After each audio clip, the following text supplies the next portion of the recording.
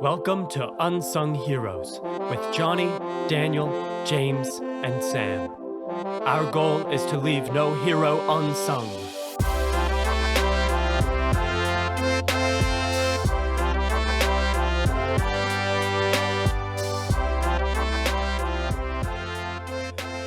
Welcome to the Unsung Heroes podcast. I'm Johnny, and I'm joined by some friends. We have James. Hey, hey.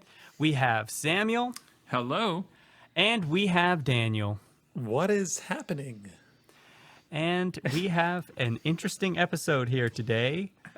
We have James here presenting for us, and hopefully this time it's about a human and not an animal. Yeah, guilty as charged on that one. Don't deceive us.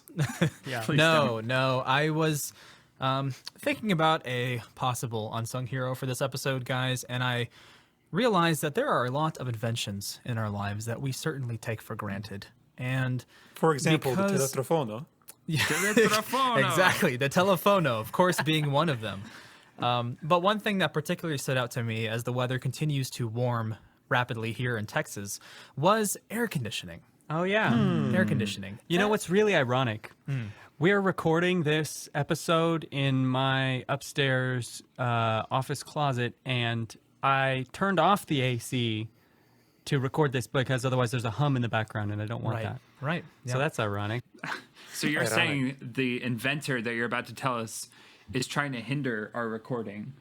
Yeah, James. You know, I maybe should have rethought this before addressing this topic.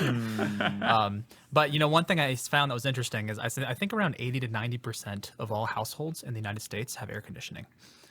That's how prevalent it is today. Now, I know that number is not quite as high in places like Europe and places like Asia, India, Africa, for example. I know even in Kazakhstan when I was growing up, air conditioning wasn't as prevalent, one, partially because of its cost, I'm sure as well, but also because of the cultural mindset, the traditions, habits, even the weather might contribute to that as well to some degree. But I really do realize and take for granted lately how dependent I kind of am on air conditioning in a lot of ways. It in some ways makes living in the Southeast tolerable. So, without further ado, I will take you back now to a land before air conditioning.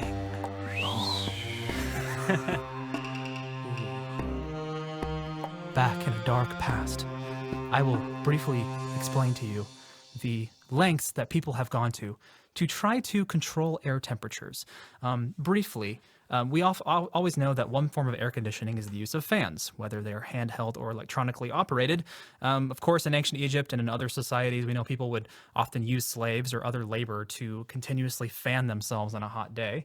Is that a real thing? I thought that was just like a movie thing. No, there are. We do have murals and different reliefs in ancient Egypt and other societies that do show royalty being sitting on a boat, for example, on the Nile, and they have slaves fanning them. That was definitely a very common practice. And just places like China, places like Europe. I mean, it was a common practice in a lot of different places. Wow.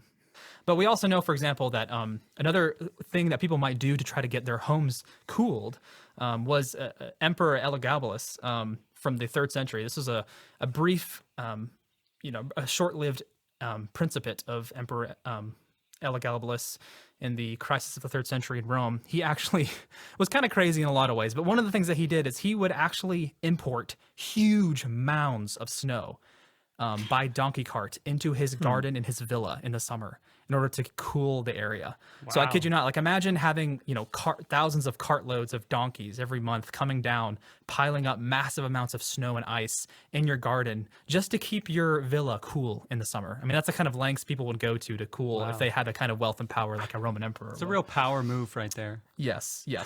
But I wanted to highlight this because it gives you an indication as to the equivalent manpower it takes without sophisticated technology to cool something relative to the invention of the air conditioning unit and what that actually does. So I think it's kind of a cool kind of comparison. You have earlier on massive amounts of snow taken down from mountains by donkey cart is a way to cool, or of course the air conditioning unit can do the same thing, even more effectively, which is cool. You know, it's interesting. So I don't remember the science behind it that was explained to me, but something we take we definitely take air conditioning for granted, and it's even like refrigerators for granted, like the way that they keep things cool. It was, I believe it was my brother Daniel Sieberhagen. Shout out to Daniel Sieberhagen if you're listening to this on your commute to work. How's it going? But he was explaining this to me. He's an engineer, and he was he's taken like classes on thermodynamics.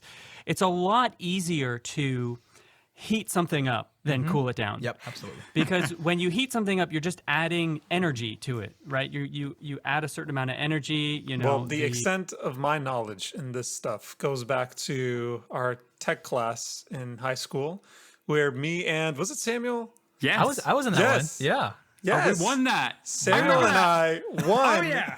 Oh, I yeah. remember that. Okay, let's explain what it was. Oh, yeah. It was a challenge where everyone paired up in the class, and we had to come up with our own insulators for, was it a bottle of Coke? I think it was a Dr. Pepper. Coca-Cola or Dr. Pepper, yes. Yeah. Yeah. And the idea was whoever could create the best insulation for it and have it last the longest in a cool temperature would win.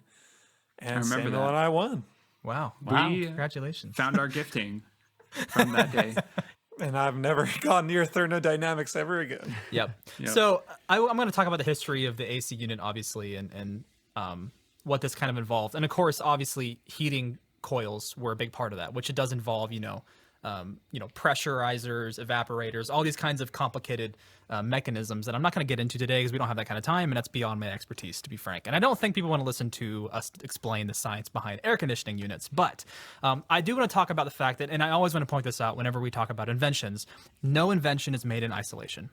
Whenever we think of, kind of a one person invented this thing, that's almost always an oversimplification, because usually inventions are slow incremental builds on top of previous inventions and previous bodies of work and technology, right? So anyway, I'm going to go ahead and get into the story. So Willis Carrier, who is our unsung hero, he was born November 26th in 1876. He lived for 73 years and died in 1950. But to get back to his birth, he was born in Angola, New York, to Dwayne and Elizabeth Carrier.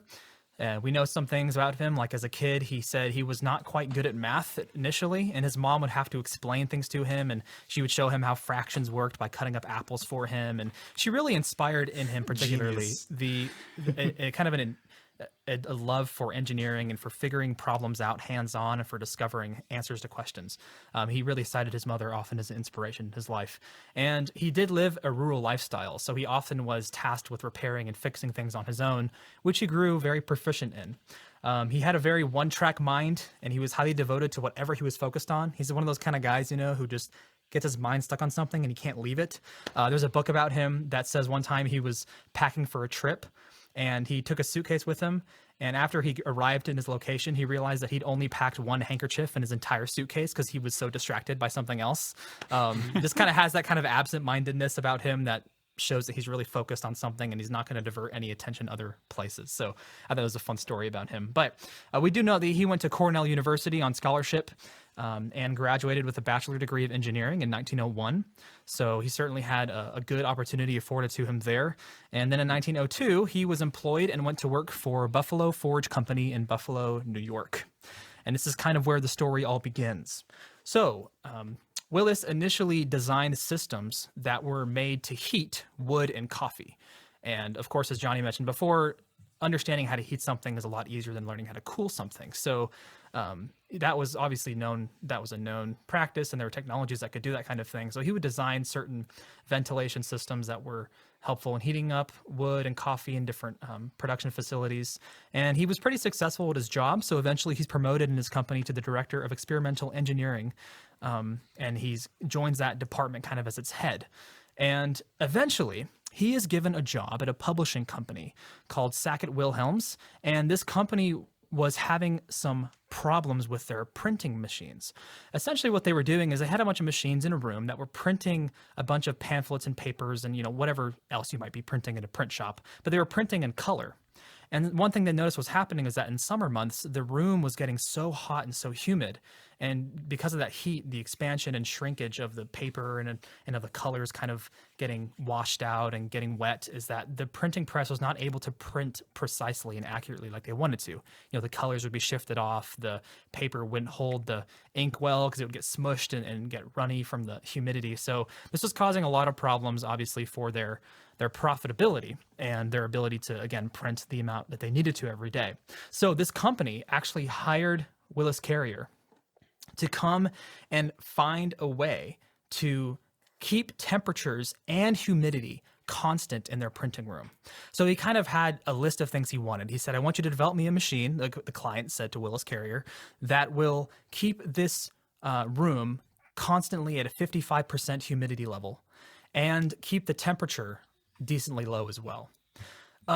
So that was kind of the task that he had for him. Now, we do know that fan systems existed at this point that can move air around buildings and could somewhat, to a degree, control temperature, but nothing had been developed at this point that could actually control the exact humidity and temperature level in a certain room. So this was kind of a new area that Willis Carrier was working in. So we had to find a way to make the room less humid without just pumping it full of dry air, which would make it too dry. Because if you would just say, okay, well, the room's too humid, let's just pump a bunch of dry air in there. Well, what happens if you're pumping a bunch of dry air is eventually it'll get too dry, and then it'll continue to oscillate if you take the air off, and it'll go up and down. You have to have a continuous flow of air at the perfect humidity level in order to maintain that level consistently. Otherwise, you'll get that oscillation in humidity levels, which you don't really want in this case. So he went to work on this project, very determined. And apparently he was on a train one day and he got this brilliant idea. He looked around and he was in a train on a very, very foggy day. And he realized that because fog, right, is air that is 100% saturated with water, if he could somehow artificially create fog, that was the only way to be certain that he could create a specific number or percentage of humidity as a starting point. So if I'm making sense here, basically, it's like, how do you create 55% humidity? Well, that's kind of hard to do because you have to figure out a way to exactly hit that number. Well, what's something you can hit with absolute certainty? If you create fog, you've hit with certainty 100% humidity, right? So when he realizes that this is a way that he can start, he decides, if I can create fog and then systematically or very carefully lower that amount of humidity to reach a certain level, I could then continuously take fog, lower its humidity level to a certain point. Once I practice the amount of precision that I need and then pump it into a building, I could actually create the humidity levels that I want. Sounds like a pretty roundabout way to get to the end result. And this is exactly why. It's a very good observation, Johnny. This is exactly why nobody had really come up with this invention before. Because most people are thinking, right, if you want to get rid of humidity, you find a way to take it out. You don't think, I'm going to create more humidity in order to get rid of the humidity, right? Imagine if he's pitching it to the publishing company, okay, so I'm going to help you with your printing. First, we need to pump up the humidity. Yeah. Make it 100%. Make a fog machine. No, we want less humidity. It's I understand. Pump it up. Yeah.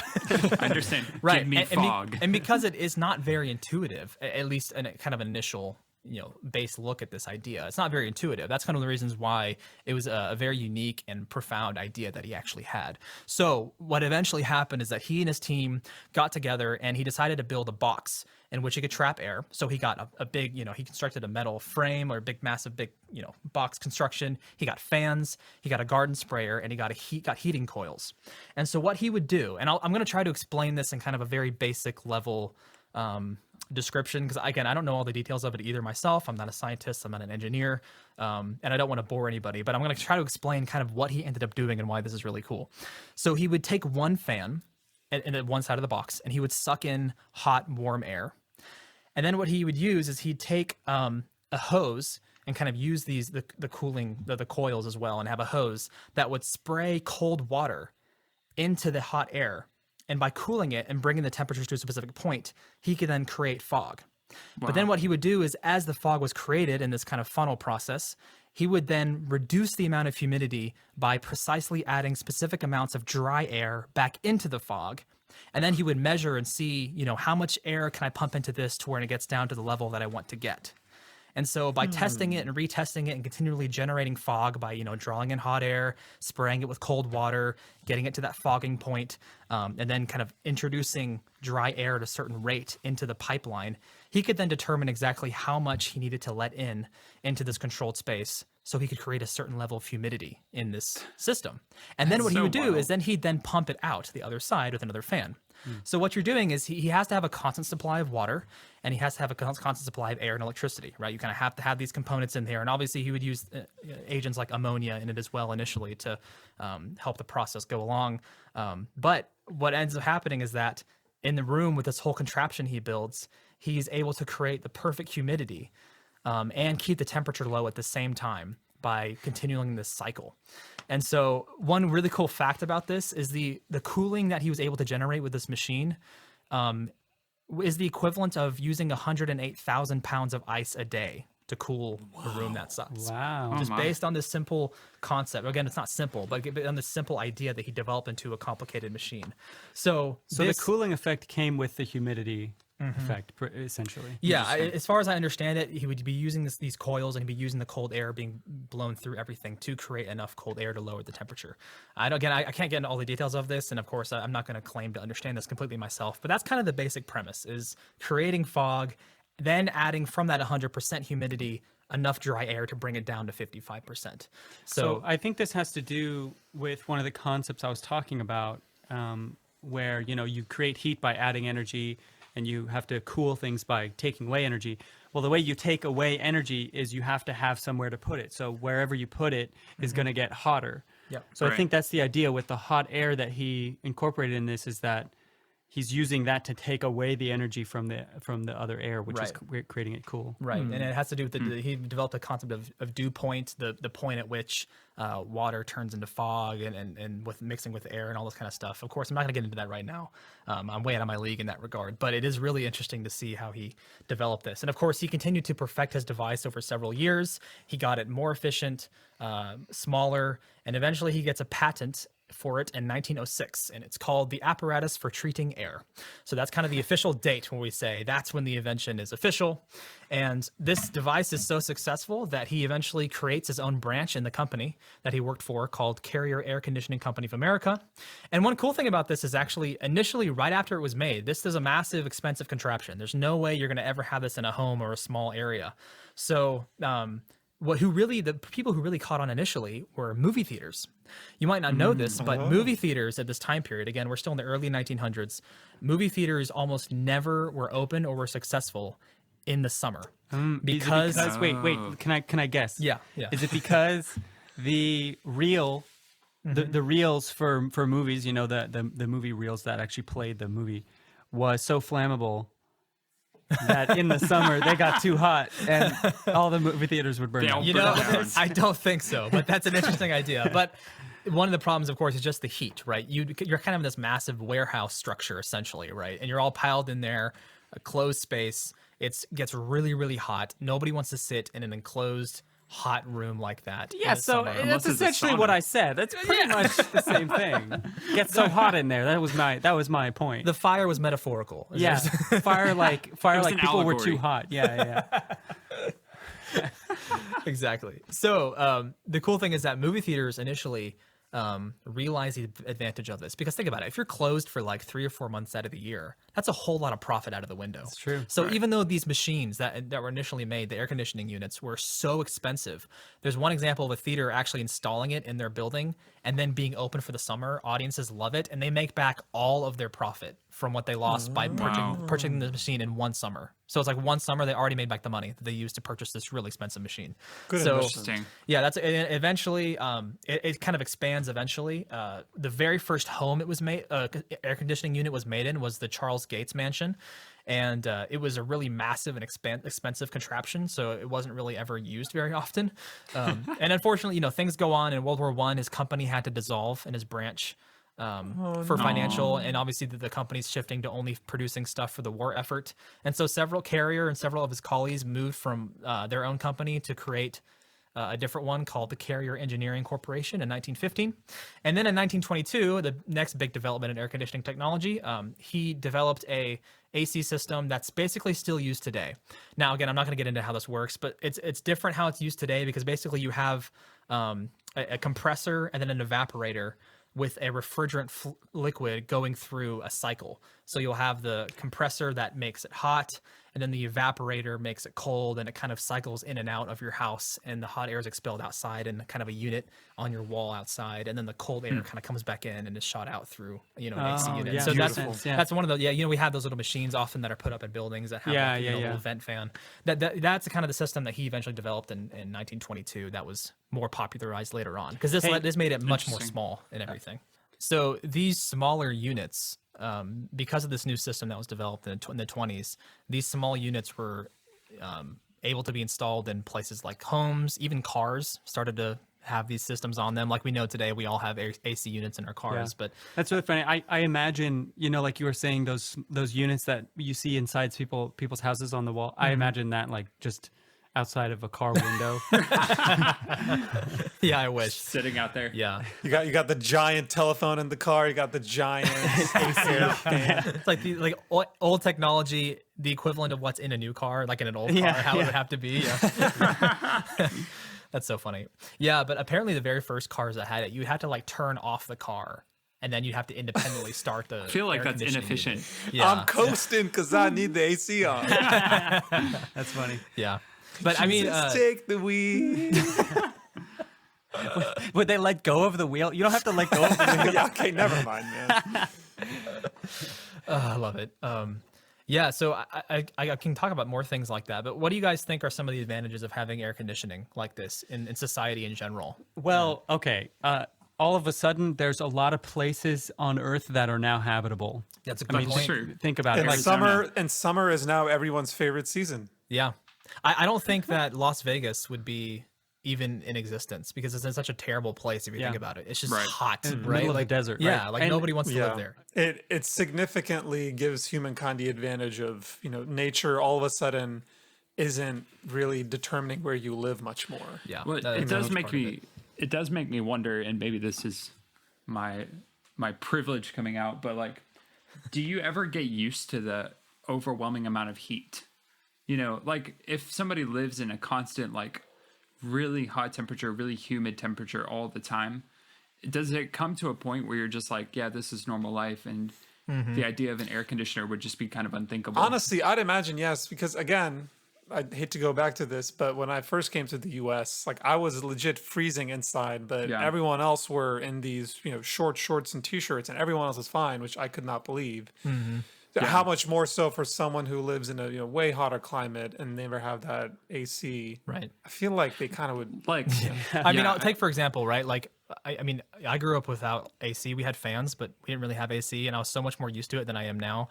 My wife lived in Cambodia, and it is so hot there, but she got so used to it after a while. She didn't even think about it. Exactly. But at the same time, I mean, there's almost this cultural phenomenon. If you guys go to the Mediterranean and even other places that are really hot, you'll notice there's almost this cultural shift where there's kind of this expected period of time in the day where you don't really do anything. Yeah. Kind of like from 12 to 2 maybe. You don't really The work. siesta It's a time. long lunch break. A lot of Mediterranean climates are like this. I know Cyprus, Greece are like this. I know a lot of places in Cambodia. It's kind of expected that you don't work in the middle of the day. It's Yeah. just too hot. And then at nighttime, you have a much longer period at night where people are open and at it. I think you were in Cairo, right, Johnny? Yeah, I'm sure that was so similar. When I was in Egypt, I spent a few months there. Some of my friends, we played soccer together. The only time that we would ever play soccer was after 1 a.m. Right. And that was like the only time that the fields were open. Yeah. Pretty much, like the ones that we funny. went to, at least, because you can't. It's like that's the only like palatable time to be out playing soccer. Right. Yep. And I just think about the grand scale. Like there are massive football stadiums that are air conditioned, right? And how that affords people to play and engage in activities they never would have been able to before that the air conditioning unit. I feel like it's it's such a convenience now that like if it was taken away from us, we would have been much worse off than if we had never had it in the first place. Right. Oh yeah, right, I mean, think of how mad we get when we go into the car in the summer and it's 100 degrees out, Yeah. and we have to wait for the AC to turn on. Yeah. Those are like some of the most painful few minutes of my life, honestly. Honestly, there's nothing else more Honestly, like- painful. Oh my god, it's really pretty bad. It's rough. But I like to bring this up as well. I mean, this invention drastically transformed industry as well. You know, a bunch of companies bought into getting air conditioning early on because they saw studies that showed that worker productivity skyrocketed when their factories were cooled. So World War II specifically, yeah. in the 50s, especially in the 40s and 50s, saw huge growth in air conditioning because it was like, oh, wow. That is why Russia has the highest productivity. The coldest We have workers. best worker in the world. No air conditioning needed. Yeah. Well, I have firsthand experience with this because in our office here in South Carolina, there was a period where the AC system had broken down, or at least like one of them, so it wasn't working, and it was extremely not only warm and very hot, but also very humid in the office. And you know, you hear like, not to comment on people's nature or whatever, but you know, people start complaining and people are like, oh, I need to go get water. I need to go on a walk. And so it really does take its hit on morale and productivity for sure. It really does. Yeah. I mean, even like meat industry, even hospitals, you know, there's, you know, people dying of heat exhaustion. Again, it's much less likely nowadays for someone to die of heat exhaustion if they're close to any building, pretty much in the States. You're close to a building in the States, go inside, boom, you know, you're instantly in a 70-degree room. I mean, that's a huge difference as well in terms of medical care. I mean, I just think of so many different instances in which having controlled temperatures drastically transforms industry and yeah, the various aspects of our culture. So, and all that to say, we have Willis Carrier to thank for that. So, Wow. kinda Thank cool. you, Willis. Thank you, Willis. Thank you, Willis. Next time you walk into a building, look up to your left, that AC unit, and say, "Thank you, Willis." Semmelweis. Thank you, Willis. Semmelweis. Semmel Willis. Yeah. We should formally thank our unsung heroes at the end more often, honestly. We should. no, that's Thank you, true, Willis. yeah. Thank you, Willis. By all first right. names only. Yeah. Well, you want to get started on a song? Do you want to sing the song? I mean, you did the thing. Oh man. I vote Johnny sings this one. Johnny, Well, you do. Yeah. Okay. I'll play you too. And you Okay, sing well, something. okay. I think that's a little bit unfair because in the previous few episodes, James was taking notes the whole time, and I have not been preparing at all because I did not know that it would be on me to do this. So, That makes it all the better. so I guess it's me. Is that what you guys said you want me to do it? Yep. It is. Do it it. is spoken. The council has We'll do spoken. it. Okay. Yeah.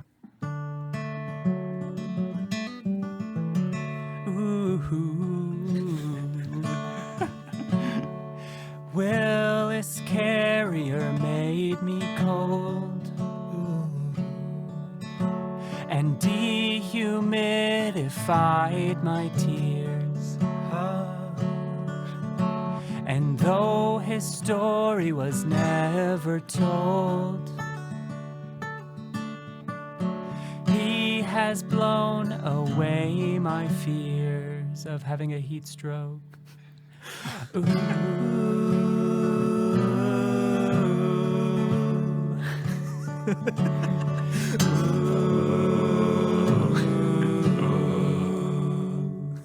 All right, I think that was pretty good. Very nice. Nice. All right. Oh man. Very cold. All right. Well, is there any closing thoughts, guys? I'm trying to think of the t-shirt slogan for Willis Carrier. Willis Carrier. Stay cool, my friends. I don't know. He's a cool guy. What a cool guy. Stay cool, Willis. Yeah, Will. Thanks. No. Thanks What for you making talking me about, cool. Willis? What you talking about? Okay. I think I don't know if we could come up with a t-shirt slogan exactly, but Yeah. Yeah, We'll think of one and post it on our social media. How about that? Yeah, just be thankful for AC people. yes. Definitely. Yes. Every time you see an AC, say, "Thank you, Willis." Thank you, Willis. If people started heeding our words and thanking everything around them, it would be a real weird world. man. Thank you, Willis. Thank Honestly, you, that Semmelweis. could just be on the t-shirt, like a picture of an AC and "Thank you, Willis." I like that. Yeah, it's simple. Gets Oh, to the there you point. go. Yeah. There we go. Cool. Thank you, Willis. All right. Well, with that, we will say goodbye and see you guys on the next one. Guy, everybody. Stay cool. Bye bye.